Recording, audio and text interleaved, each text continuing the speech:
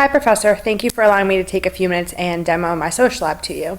So the first thing I want to point out is this is the home screen when you and your students log into your MySocLab account. This is the view that you and your students will see. The only difference is anything that has these little boxes with that little line going through it, that just means that it's not visible. However, you can make it visible if you would like to. And anything that's in this tab or in this left nav bar, if you know that you're not going to use it, for example, and I'll go through what they all are, but if you're not going to use the Social Explorer, you can remove that from that nav bar to kind of make it more user-friendly and not as overwhelming for students.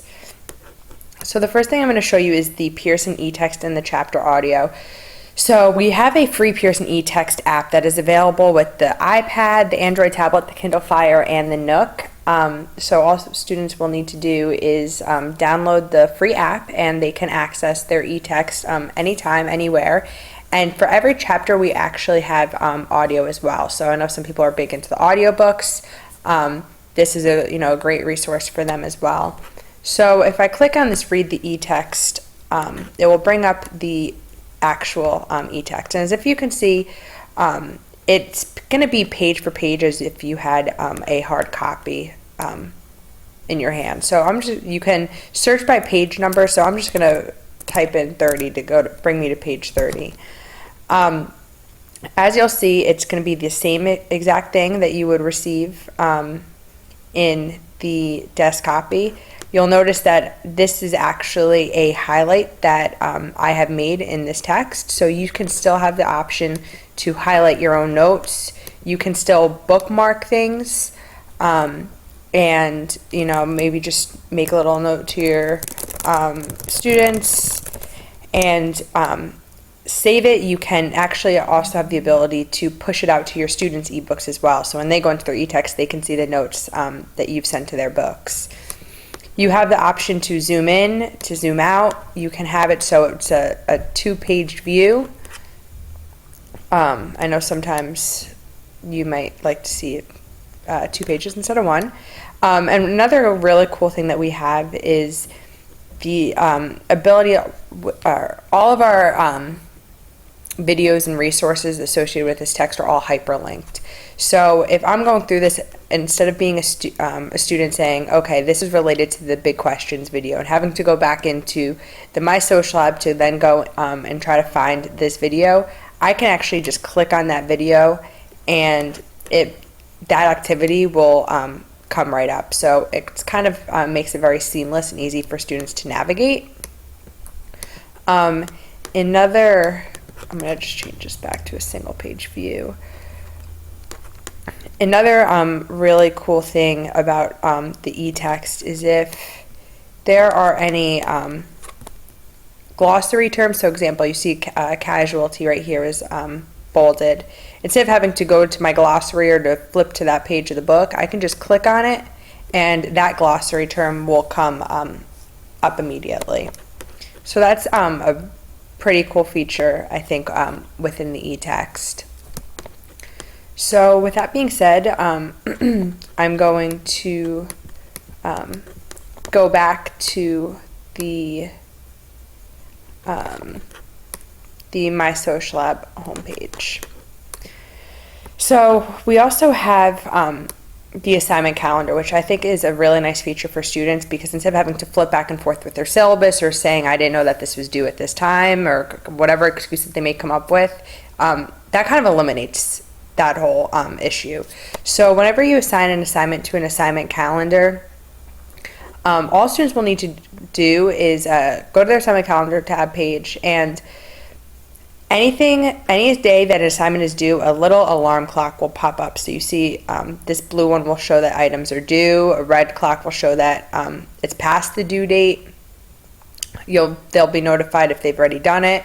So all they'll need to do is actually click on that day, and the list of assignments that are due will be listed right here. And then all students will need to do is click on that activity, and just like we saw in the eText, that activity will come right up and there's no digging around. So it's really kind of a one-stop shop for all students. I'll go into the study plans and the course content in a little while. The Social Explorer is also our kind of key feature with our with our MySocLab. And that's if you're really going into the more quantitative data, graphs, maps, census data. It kind of walks you through the data to kind of really break it down and make sure that all the students are understanding what they are reading about or seeing. So I'm just going to click on chapter 2.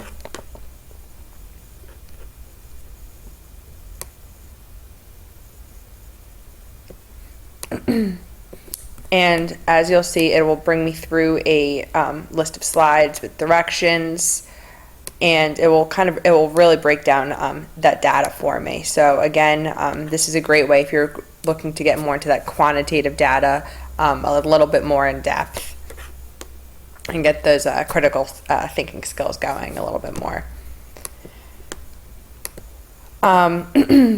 The core concept videos are actually also one of my favorites, just because instead of reading, the textbook, this breaks it down by theme, and you can see we have 6 different types of videos. So the big picture, the broad overview of that chapter.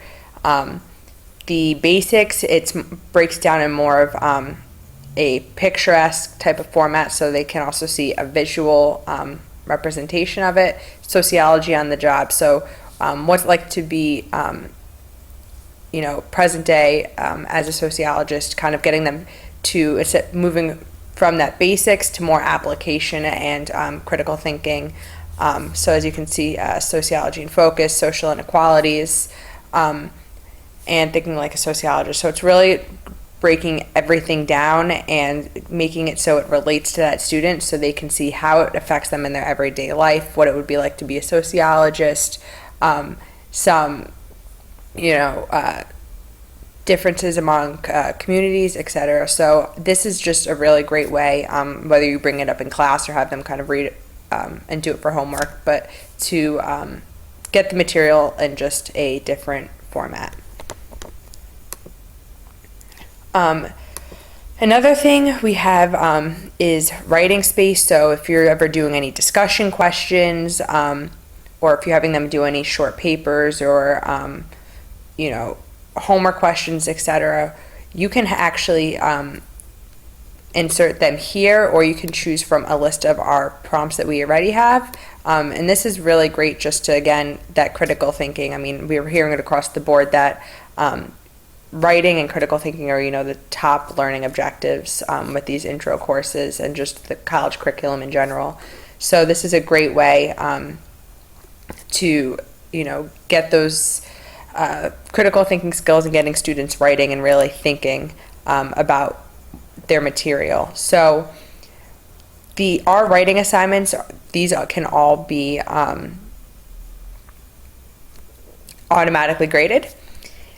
Or you can create your own. And any of these you can obviously edit if you'd like to, if you want to change the prompt a little bit more, but you can say, here's the prompt. We've partnered with Turnitin.com, so you can have that option too, where anything that gets submitted is run for plagiarism detection. You can attach different resources if you want them to watch a YouTube video, or you want them to look at a primary source document, or whatever the case may be. And then we also have preloaded rubrics, or you can use your own rubric, and you have that option to allow students to see it, or you can kind of just keep that private and on hand for yourself. The student resources, the 2 main things, or 3 main things that I really like to point out.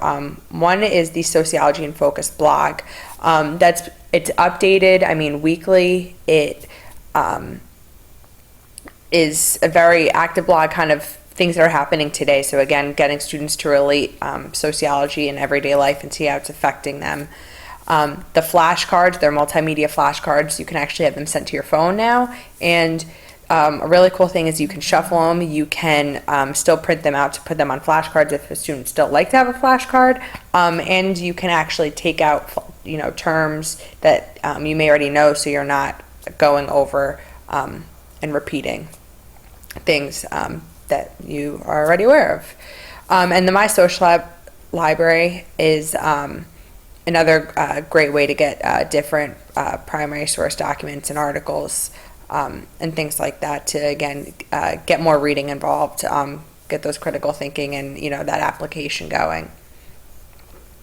And I'm just going to go under the instructor grades and assignments. And the one thing that I'm just going to show you is how easy it is to actually assign an assignment, because I think this is really nice because everything is done by drag and drop, and everything automatically, anything that gets assigned and a student receives a grade for will automatically flow to your grade book, so there's no extra effort or work on your end.